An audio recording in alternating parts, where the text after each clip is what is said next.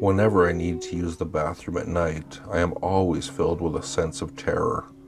As soon as I flush the toilet and switch off the lights, I run as fast as I could, feeling that someone or something is chasing me until I reach the safety of my own bedroom. Closing the door behind me and hiding under the protection of my soft blanket. I know it's a little irrational for me to feel this way, but whenever I need to pee or do a number, I curse myself for drinking too much water or eating too much before I go to bed. Last night, as I flushed the toilet, washed my hands and switched the lights off, I was greeted by the same darkness that usually made me cower and anxious. A thought came to me that maybe I could get over this feeling of dread if I faced my own nightmares. I stopped myself from running and I walked at a normal pace, trying to block the horrific images inside my head by counting my steps. I reached my bedroom safely. I smiled at my achievement and gave a sigh of relief. Just then, my bedroom door closed behind me. I turned around and saw it. The one that caused me fear every time I used the toilet at night. It turns out that it wasn't chasing me. It was trying to erase me before I could close my bedroom door. Nice bracelet. Charlotte startles at the rotund middle-aged woman who suddenly appeared next to her in the lobby. Glancing briefly at her wrist, Charlotte says her thanks as she pushes the call button for the elevator. So, I've noticed that you're new to the building. We live on the same floor. And I saw you moving in last week, says the lady. Sometimes, I even see you leaving for work in the morning. You always look so put together. Thanks. As the elevator pings open, Charlotte notices that the lady has a slight limp. Do you mind my asking where you work? Charlotte holds back a loud sigh as she punches the button for the 13th floor, an advertising agency. Wow, that sounds so glamorous. Gesturing at her leg, the lady adds, Unfortunately, I'm on disability, so I don't get out too much. Sorry to hear that. As soon as the door opens, Charlotte exits the elevator at motor speed. Well, it was nice talking to you. I guess I'll see you. But the lady is still at her side with her hand on Charlotte's forearm. That's a really nice bracelet. Do you mind if I try it on? Before Charlotte can fully protest, the bracelet is off her wrist and onto the lady's. Several moments tick by before Charlotte says, Well, I've got to get going, so... Oh, of course, says the lady. It's Friday night and you're so young and beautiful, so you probably have some fun plans tonight. She gestures to the bracelet. Thank you so much. It was nice to finally meet you. The lady retreats down the hall as Charlotte lays down her bare wrist, sighs, and heads into her own apartment. Charlotte wakes up the next morning with her bed feeling smaller than usual. As she sits up, rubbing her eyes, she can feel the weight of her bracelet on her arm. What the? With a glance at her wrist, the bracelet is there, all right. But the chubby arm it adorns most certainly isn't hers. But I thought... Now fully alert, a quick scan of her surroundings tells Charlotte that she isn't in her own apartment. As she vaults out of bed and heads towards the full-length mirror across the room, the limp limiting her gait tells her exactly what she already knows. I've known that I was infected since before the scientists even announced the discovery of the parasite. It worked its way into people's heads, they said, filling them with all sorts of disgusting desires and horrifying thoughts. Over a third of the population was believed to be infected, they said, and I alone breathed the sighs of relief. I wasn't the only one. For over a year, this thing's been lodged inside my head. I've been subjected to its effects for so long I can barely remember what it was like to be normal. It started with anger, I know that much. A burning, churning rage that clawed through my belly and set my nerves on fire. think I hurt someone. I think I might have hurt a lot of someone's, actually, very badly. But it isn't my fault. That's what people on this news kept stressing. It isn't the fault of the infected, and we shouldn't blame ourselves. Most importantly, people should try to take revenge on us. We're the victims here. I'm finally going to be free, I thought to myself, and to the parasite gleefully. No more disgusting images, no more monstrous desires, no more sick throughout every hour of every day, no more sick thoughts. Before, it was impossible to see a doctor and get myself diagnosed, even though I knew I had it. But now that the government's finally got their shit together, testing is mandatory. I'm waiting in line at the clinic now. It's almost my turn to have my finger pricked and my blood analyzed for the telltale pheromones the parasite leaves in its wake. Soon, they'll read a positive result, and I'll finally receive the treatment I need. Soon, I'll be cured. Clear, calls the tester and waves the next patient forward. A fidgety old woman. He pricks her thumb, hums as the machine processes the sample, and then frowns. Infected, he yells, and the nurse ushers the woman away through a set of swinging doors. I crane my neck to get a glimpse of what's back there. Any minute now, that will be me. Clear, 2 people left. Clear, 1 person left. Clear, I step up to the desk, grinning widely, even though the horrible, whining voice of the parasite is telling me to smash his stupid face into the desk right there, in front of everyone. It's getting desperate. Not long now, you horrible little bastard. I presented my thumb proudly. The sting of the needle feels like victory, and I inhale deeply as the machine whirls. And I hear, clear. For years, my parents had told me about the crazy bus crash that happened near our house.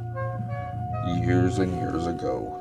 One morning, just days before I was born, my mother had been out in the garden plucking weeds when she heard a horrible noise. It was a series of high-pitched screams, then a screeching of tires, followed by a tremendous crash. All the people in the area rushed out of their houses to see what was going on. Down at the bottom of the old coach road, they found black tire marks leading to a nearby cliff. When they rushed to the edge of the cliff, they saw the wreckage of a bus down below. It had apparently driven straight off the cliff and crashed on the jagged rocks at the bottom. The people ran down to where the smoking wreckage was laying strewn about in an effort to help the survivors. They were horrified when they discovered that it was the local school bus and all the passengers on board were their own children. The bodies of the dead kids lay tangled in the twisted metal. Some had been thrown out of the bus as it fell, and their bodies had smashed against the rocks, killing them on impact. Others had been decapitated by flying glass shards and shards of metal inside the bus. The parents were screaming and crying as they found the mangled remains of their sons and daughters in the charred wreckage. When the ambulance and fire department arrived, they found no survivors. Every single child on the bus had been killed in the crash. It was the most horrific disaster the area had ever experienced. In one horrible moment, an entire generation had been wiped out. The parents of the dead children were inconsolable. A few days later, a huge funeral was held for all the kids who had perished. People came from miles around to pay their respects and share in the grief. Almost every family in the area had lost a child in the accident.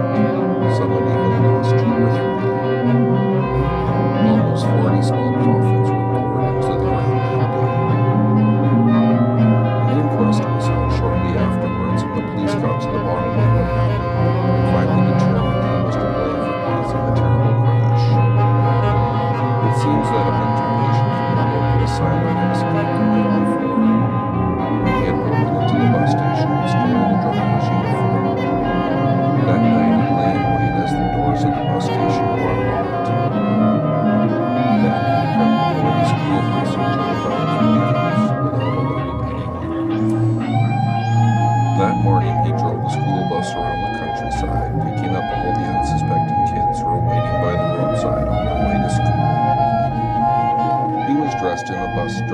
uniform so nobody suspected a thing. Once he had collected every kid on the route, the mental patient floored the accelerator and drove at a high speed off the cliff. The people in our area never forgot the terrible accident that the escaped mental patient caused. When I was growing up, there were not many other kids to play with, because most of them had been killed in that crazy bus crash.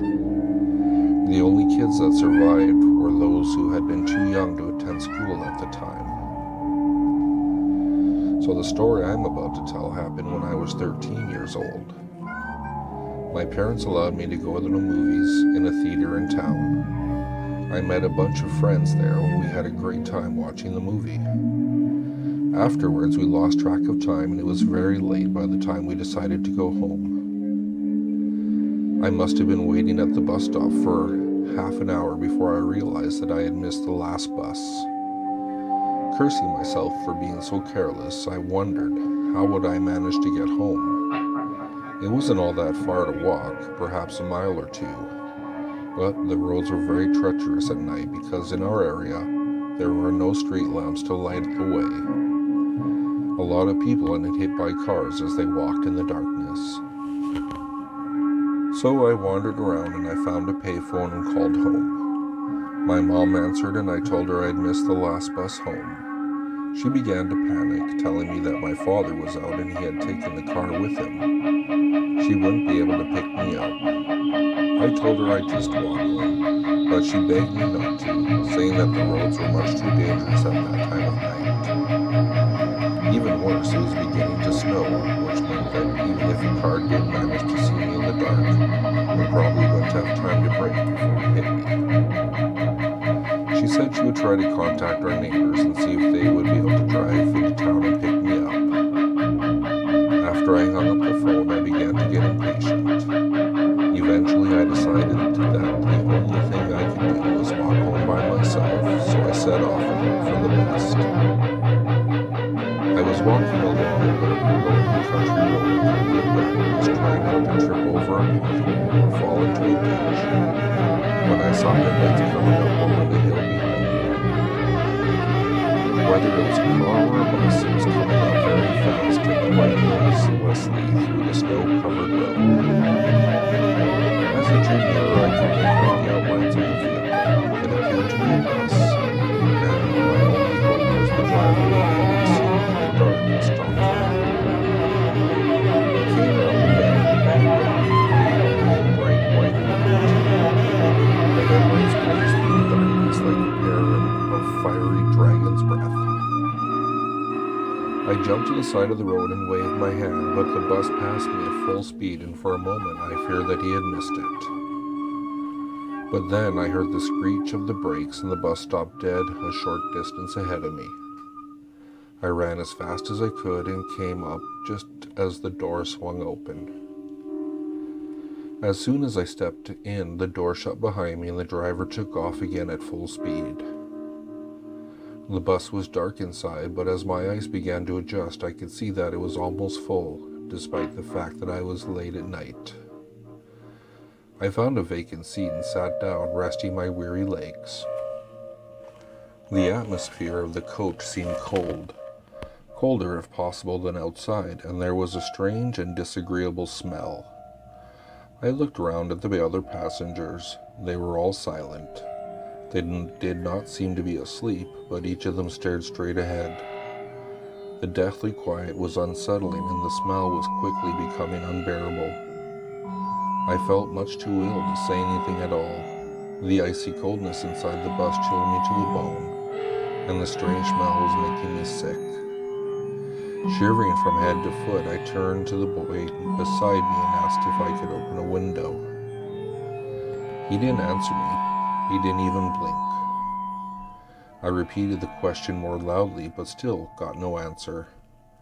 When I could go no longer and couldn't stand that stench, I reached across and tried to open the window myself, but the latch broke off in my hand. It was then that I realized the window was covered in cobwebs and mildew. In fact, every part of the bus seemed to be in a terrible state of disrepair, almost decay. The leather seats were crusted with mold, and the floor was literally rotting and breaking away beneath my feet. I turned to the boy beside me again and asked, "What is wrong with this bus?" Without saying a word, he turned his face slowly and looked at me in the face. I will never forget that look as long as I live. My heart turned cold and all the blood drained from my face. His eyes were wide and seemed as if they were popping out of his head. His face was as pale and leathery as a corpse. His bloodless lips were drawn back, showing big yellow teeth. The words that I was about to utter died upon my lips, and a dreadful feeling of horror came over me. I became aware that everyone on the bus was staring straight at me with the same ghastly look on their faces. Their awful faces were covered in rotting flesh, and their clothes were covered in dirt. Only their eyes, their terrible eyes, were living, and those eyes were all staring menacingly at me. A shriek of terror burst from my lips as I ran down the aisle, threw myself against the door, and tried to open it. In that single instant, the bus door swung open. I heard a mighty crash as the bus rocked to and fro like a ship in a storm at sea. Then I heard many voices, children's voices, all screaming in unison, and I felt a crushing pain before everything went black. It seemed as if I'd been unconscious for days when I woke up and found my mother by my bedside. She told me I had fallen over a cliff near the old coach road. The only reason I hadn't been killed was that I had landed on a deep snowdrift that accumulated on the rocks beneath. I was discovered at daybreak by a local farmer who carried me to the nearest hospital. The surgeon found me in a state of raving delirium, with 2 broken legs, a broken arm, and a deep cut in my forehead. The place where I fell, my mom told me, was the exact spot where the horrible school bus accident had happened 13 years before. Now, you can believe what you want. Some people may call me a liar, and others may say I'm just crazy. But now I know that 13 years ago, days before I was born, I was a passenger in a crazy bus crash. If you like what you heard, please like, subscribe, and share with your friends. If you'd like to, you can follow me at Twitter. The handle is @FuzzyPantaloons, and I'll see you all next time.